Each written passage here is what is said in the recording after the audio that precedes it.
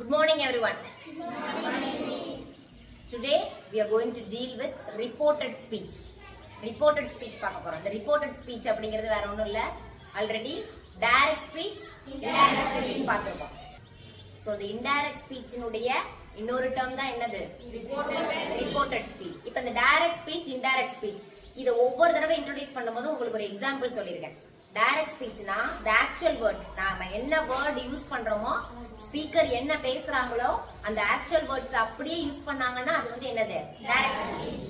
அதுல நம்ம மாடுலேஷன் பண்ணி நம்ம ஒரு தேர்ட் பர்சனா அதை நம்ம ரிப்போர்ட் பண்றோம்னு வச்சுக்கோங்க. ரெண்டு பேரும் பேசிக்கிறாங்க.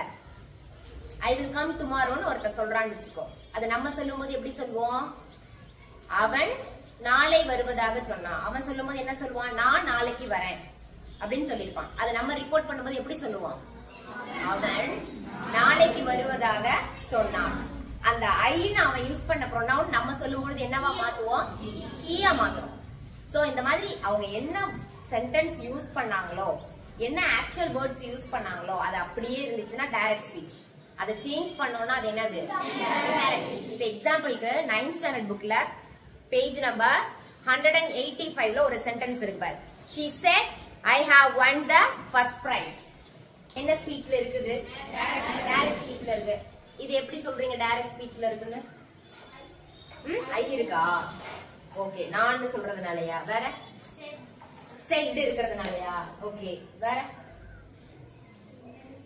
வேற how do you find this? ஐக்கு மேல ஓபன் கொட்டேஷன். இந்த இன்வெர்ட்டட் கமாஸ் குள்ள அவங்க என்ன சென்டென்ஸ் என்ன வேர்ட்ஸ் யூஸ் பண்ணாங்களோ அதை அப்படியே எக்ஸாக்ட்டா பயன்படுத்தணும்னா அதுதான் வந்து என்னது டைரக்ட் ஸ்பீச். சோ அதுக்கு சொன்ன மாதிரி இன்வெர்ட்டட் கமாஸ் இருந்தால அது என்ன நீங்க கண்டுபிடிச்சிடலாம்? டைரக்ட் ஸ்பீச் கண்டுபிடிச்சிடலாம். மத்தபடி இந்த ஐ வச்சோ செட் வச்சோ அப்படிலாம் நம்ம கண்டுபிடிச்சிடவே முடியாது. சோ she said அவள் சொன்னால் என்ன சொன்னாங்க? I have won the first prize. அப்படின்னா என்ன மீனிங்? அவள் சொன்னால் ஃபர்ஸ்ட் பிரைஸ். அவள் ஃபர்ஸ்ட் பிரைஸ் வாங்கினாள். வேற I have won the first prize. அதுக்கு தமிழ் மீனிங் நான் முதல் பரிசு பெற்றேன். நான் முதல் பரிசு பெற்றேன். I won the first prize அப்படின்னு சொன்னாதான் நான் முதல் பரிசு பெற்றேன் அப்படின்னு அர்த்தம். இங்க என்ன இருக்கு? I have won the first prize அப்படின்னு யூஸ் பண்ணா நான் முதல் பரிசை பெற்றிருக்கிறேன். பெற்று இருக்கிறேன். இந்த have வந்ததுனாலே நீங்க அங்க என்ன வேர்ட் நினைச்சுக்கணும்? இருக்கிறேன் அப்படின்னு ஞாபகம் வச்சுக்கணும். எப்படி ING ஃபார்ம்க்கு என்ன ஞாபகம் வச்சுக்க சொல்லிருக்கேன்? ING ஃபார்ம் இருக்கு. ரன்னிங், ஸ்பீக்கிங் அப்படின்னு ING ஃபார்ம் இருந்தா அதுக்கு தமிழ்ல என்ன வார்த்தை ஞாபகம் வச்சுக்க சொல்லிருக்கேன்? Anybody? I'm teaching. இது தமிழ்ல எப்படி சொல்வீங்க? நான் பேசுறேனா? நான் பாடம் நடத்தி கொண்டிருக்கிறேன். அப்ப கண்டினியூஸ்னால அங்க என்ன வரணும்? கொண்டிருக்கிறேன். அந்த கொண்டு அப்படிங்கிற வார்த்தை வரணும். இது ஞாபகம் வச்சுக்க. have யூஸ் பண்ணோம்னா என்ன இருக்கணும்? இருக்கிறேன். had இருந்ததுன்னா இருந்தேன். will haveனா தான் என்ன? இருப்பேன். இருக்கிறேன், இருந்தேன், இருப்பேன். இந்த have, has and had, will have இதெல்லாம் இந்த டேர்ம். இங்கிலீஷ்லயும் தமிழ்லயும் தான் நீங்க அப்படியே டைரக்ட் கரஸ்பாண்டன்ஸ் தெரிஞ்சுக்கலாம். அப்படியே எக்ஸாக்ட்டா வார்த்தைகள் கிடைக்கும். மற்ற மொழிகளை விட தமிழுக்கும் இங்கிலீஷ்க்கும் நிறைய என்ன ஆகும்? கிராமர் மேட்ச் ஆகும். இப்ப அவ என்ன சொல்லிருக்கா? நான் முதல் பரிசு பெற்றிருக்கிறேன் அப்படின்னு அவ சொல்லும் பொழுது எப்படி சொல்லிருப்பா? நான் முதல் பரிசு பெற்றிருக்கிறேன். இதை நம்ம இப்ப என்ன பண்ண போறோம்னா ரிப்போர்ட் பண்ண போறோம். அதாவது we are going to change this speech into indirect speech. இது என்ன ஸ்பீச்ல இருக்கு? டைரக்ட் ஸ்பீச்ல இருக்கு. இத நம்ம என்னவா ட்ரான்ஸ்ஃபார்ம் பண்ண போறோம்? இன்டைரக்ட் ஸ்பீச்சா. இப்போ இன்டைரக்ட் ஸ்பீச் பண்றதுக்கு முன்னாடி இது வந்து ரிப்போர்ட்டிங் பார்ட்னு சொல்வாங்க. ரிப்போர்ட்டிங் பார்ட் இதுதான் ரிப்போர்ட்டட் பார்ட். ஓகேவா? இதுல இந்த ரிப்போர்ட் இந்த வெர்புக்கு பேர் தான் ரிப்போர்ட்டிங் வெர்ப். அவங்க என்ன சொன்னாங்க, சொன்னாளா, பேசினாள், என்கொயர் பண்ணாள் இப்படிலாம் வந்ததுன்னா இதுக்கு பேர் தான் ரிப்போர்ட்டிங் வெர்ப்னு பேர். இது செட்னு வந்திருக்கிறது. இதுக்கு என்ன பேரு? Reporting verb. she said எப்பொழுதுமே she saidன்னு வந்துச்சுன்னா இங்க யாரு ஸ்பீக்கர்னு மட்டும் தான் இருக்கு. செகண்ட் பர்சன் யாருன்னு தெரியல. லிசனர் யார் இருக்காங்கன்னு தெரியல. நம்ம ரெண்டு பேர்கிட்ட பேசுறோம்னா ஒருத்தவங்க பேசுவாங்க, ஒருத்தவங்க என்ன பண்ணுவாங்க அத கேட்பாங்க, முன்னிலையில ஒருத்தவங்க இருப்பாங்க. சோ இந்த பேசுறவங்க தான் யாரு? First person. That means speaker. அவங்க தான் பேசுறவங்க. அதுக்கு முன்னாடி நிக்கிறவங்க பேர் என்ன? லிசனர். அவங்களுக்கு தான் இன்னொரு பேர் என்ன? Second person. அவங்க தான் என்னது? Second person. சோ இங்க செகண்ட் பர்சன் லிசனர்லாம் இல்ல. அவ யார்கிட்ட சொன்னான்னு இல்ல. அப்படி அவ யார்கிட்ட சொன்னான்னு தெரியலன்னா அது நம்ம கிட்ட சொன்னதா நம்ம நினைச்சுக்க வேண்டியதான். ஓகே. சோ she said அப்படிங்கறத என்னன்னு தான் வச்சுக்கணும்?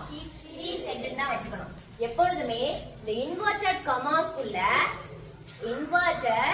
கமாஸ்க்குள்ள இருக்கக்கூடிய சென்டென்ஸ் என்ன டைப்ல இருக்குன்னு தெரிஞ்சுக்கணும். there are how many types in sentence? 4 types. சென்டென்ஸ்ல எத்தனை டைப்ஸ் இருக்கு? 4 டைப்ஸ் இருக்கு. which are they? என்னென்ன டைப்? ஸ்டேட்மெண்ட். செகண்ட் ஒன்னு இம்பரேட்டிவா. ஸ்டேட்மென்ட்க்கு அப்புறம் என்ன? क्वेश्चन பண்றதுக்கு என்ன சொல்லிருப்பேன்? கேள்வி கேப்பீங்கல்ல, அந்த சென்டென்ஸ் டைப்புக்கு என்ன நேம்? இன்டராகேட்டிவ். இன்டராகேட்டிவ் எப்படி ஞாபகம் வச்சுக்க சொல்லிருக்கேன்? இன்டர்வியூல உன்னை என்ன பண்ணுவாங்க? இன்டர்வியூல क्वेश्चन கேட்பாங்க. சோ வினா வாக்கியம் அப்படிங்கறத இன்டராகேட்டிவ். இன்டர்வியூ ஞாபகம் வச்சுக்கிட்டா அதுல இருந்து என்ன வந்துரும்? இன்டராகேட்டிவ் அப்படின்னு ஞாபகம் வச்சுக்கலாம். Next third imperative. இம்பரேட்டிவ்ல தான் என்ன வரும்? ரிக்வெஸ்ட் பண்றது, ப்ளீஸ் அப்படின்னு சொல்றது, அட்வைஸ் பண்றது, வார்ன் பண்றது, கமாண்ட் பண்றது, இதெல்லாம் வந்துரும். Fourth type exclamatory. Clap for Sujitha. Sujitha மட்டும் தான் மொத்தம் 4 வகையான வாக்கியங்கள் இருக்குடா தம்பி. 4 types of sentences. என்னது? Number 1 statement. நம்பர் 2 எனக்கு ஆர்டர் தான் வரணும். Number interrogative. Number 3 imperative. Number 4 exclamatory. இந்த ஸ்டேட்மென்ட்க்கு இன்னொரு நேம் இருக்கு. ஸ்டேட்மெண்டே மறந்து போச்சு. சொல்லு. யாரும் இப்ப யார சொன்னீங்க? சொல்லு. ஸ்டேட்மென்ட்க்கு இன்னொரு நேம் டெக்ளரேட்டிவ் சென்டென்ஸ். டெக்ளரேட்டிவ் சென்டென்ஸ் அதான் ஸ்டேட்மெண்ட். செய்தி வாக்கியம்னு தமிழ்ல சொல்லுவோம். ஸ்டேட்மெண்ட் ஆர் டெக்ளரேட்டிவ் சென்டென்ஸ், செய்தி வாக்கியம். நெக்ஸ்ட் இன்டராகேட்டிவ் சென்டென்சஸ், வினா வாக்கியம். இம்பரேட்டிவ் சென்டென்சஸ், இம்பரேட்டிவ்னா என்னது? வியங்கோல் வாக்கியம்னு சொல்லுவாங்க தமிழ்ல. Next exclamatory. அது என்ன வாக்கியம்? எக்ஸ்கிளைம் ஆகுறது. நம்ம ஐயோ, அம்மா, அந்தோ இப்படிலாம் சொல்லுவாங்களே, அது பேர் என்னடா? என்ன வாக்கியம் அது? என்னமோ வாக்கியம் அது. தமிழ்ல அது என்ன வாக்கியம்? வியப்பு வாக்கியம். வியப்பு வருது, அது என்னது? ஆக்சுவலி அது ஒரு ஃபீல் இல்லையா? உணர்ச்சி வாக்கியம். அது என்ன வாக்கியம்? செய்தி வாக்கியம், வினா வாக்கியம், வியங்கோல் வாக்கியம், உணர்ச்சி வாக்கியம். இந்த 4 வகையான வாக்கியங்களை தான் இங்கிலீஷ்ல ஸ்டேட்மெண்ட், இன்டராகேட்டிவ், இம்பரேட்டிவ், எக்ஸ்கிளமேட்டரி அப்படின்னு சொல்றோம். இது ஏன் தெரிஞ்சுக்கணும்னா இது 4ல இது எந்த டைப்னு தெரிஞ்சுக்கணும். which type sentences? ஸ்டேட்மெண்ட். ஏன்னா இதுல ஒரே ஒரு இன்ஃபர்மேஷன் இருக்கு, ஒரு சின்ன செய்தி தான் இருக்கு. நான் என்ன வாங்கியிருக்கேன்? ஃபர்ஸ்ட் பிரைஸ் வாங்கியிருக்கேன் அப்படிங்கிற ஒரு சின்ன இன்ஃபர்மேஷன் தான் இருக்கு. சோ இது வந்து என்னது? ஸ்டேட்மெண்ட். இப்ப ஸ்டேட்மெண்ட் கண்டுபிடிச்சதுக்கு அப்புறம் தான் நம்ம இந்த ரிப்போர்ட்டிங் வெர்பை என்னவா மாத்துறது அப்படின்னு நம்ம தெரிஞ்சுக்கலாம். செட்னு வந்துச்சுன்னா இப்படிதான் வச்சுக்கணும், செட்னே தான் வச்சுக்கணும். இன் கேஸ் செட் 2 வந்துருந்துச்சுன்னா என்னவா பண்ணணும்? டோல்டன் மாத்தணும். செட் 2 இருந்தா என்ன பண்ணணும்? செட் 2 எப்ப இருக்கும்னா யாரு கேக்குறதுக்கு யார் இருக்காங்க, செகண்ட் பர்சன் யார் இருக்காங்கன்னு இருக்கும்போது தான் செட் 2 வரும். she said to him, அவங்கிட்ட அவ சொன்னா அப்படின்னு வந்துச்சுன்னா அந்த செட் 2 என்னவா மாறும்? டோல்டா மாறும். செட்ன்றதா எப்படிதான் இருக்கும்? செட்ன்னு தான் இருக்கும். இப்போ இங்கே சேஸ்ன்னு இருந்துச்சுன்னா சேஸ்ன்னு தான் வரும். சோ இந்த கமா ஓபன் கொட்டேஷனுக்கும் லெஃப்ட் சைடு இருக்கக்கூடிய இந்த ரிப்போர்ட்டிங் பார்ட்ல என்ன verb இருக்கோ அந்த verb என்ன பண்ணிக்கிறோம்? அப்படியே யூஸ் பண்ணிக்கிறோம். செகண்ட் பர்சன் தெரியாதப்போ, செட் 2ன்னு இல்லாதப்போ. செட்ன்னு இருந்துச்சுன்னா என்னன்னு வச்சுக்கணும்? செட்னே வச்சுக்கணும். நெக்ஸ்ட் இங்க வந்து இந்த கமா ஓபன் கொட்டேஷன் இருக்கிற இடத்துல we have to use a conjunction. என்ன யூஸ் பண்ணனும்? கன்ஜங்ஷன். என்ன அர்த்தம் சொல்லுங்க? what is conjunction? கன்ஜங்ஷன்ஸ்னா என்ன அர்த்தம்? இணைப்பு சொல். லிங்கர்னு சொல்றோம்ல, இணைக்கிறது. இந்த ரெண்டு பார்ட்டையும் நம்ம என்ன பண்ணணும்? இப்போ இணைக்கணும். சோ இதுக்கு கன்ஜங்ஷன் என்ன யூஸ் பண்ணணும் அப்படின்னா ஸ்டேட்மெண்டா இருந்தா என்ன கன்ஜங்ஷன்? தட்.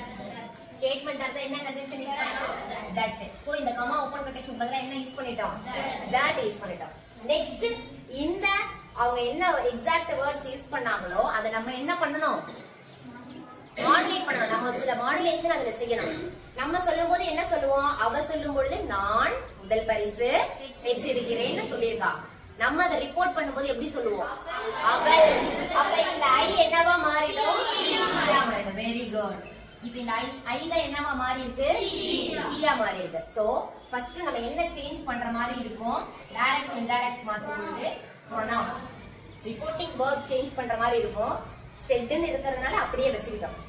இதுவே செட் 2 ன்னு இருந்திருந்தா டோல்ட்னு மாத்திருப்போம். இப்ப ஐ என்னவா மாறிடுச்சு, ஷீயா மாறிடுச்சு. நான் அப்படின்னு சொன்னது நம்ம சொல்லும் பொழுது அவள் அப்படின்னு மாறிடுச்சு. 7th all present. ஆமா 7th. எனி அப்சென்டிஸ், திவாகர் மட்டும்தான். இங்க இருக்கக்கூடிய verb வந்து எந்த டென்ஸ் ஃபார்ம்ல இருக்குன்னு தெரியுதா, ஒண்ணே ஒண்ணு. சரி, okay. How many tenses are there? 12 tenses இருக்கு. Okay. How many verb forms are there? Tenses வந்து 12 சொல்லிட்டோம். ஓகே. Verb forms எத்தனை, 6 ஆ 8? இரு வர, எனக்கு நம்பர்ஸ் தான் வேணும். நான் என்னன்னு நான் கேட்கவே இல்லை. Number how many? 3 6 என்ன வச்சிருக்க சொல்லு. சரி 6 சொன்னீல, இத ஒன்னு சொல்லு. அட்ஜெக்டிவ். நான் என்ன கேட்டுக்கிட்டு இருக்கேன் உன்கிட்ட, நான் என்ன கேட்டுக்கிட்டு இருக்கேன், verb form கேட்டுட்டு இருக்கேன். நீ verb formல என்ன சொல்ற, அது பேர் adjective. நீ முதல்ல adjectiveன இப்ப மாத்திட்ட. சரி, verb formல வந்து adjective வருது. நைஸ்டா. adjectiveல எதுல வரணும்,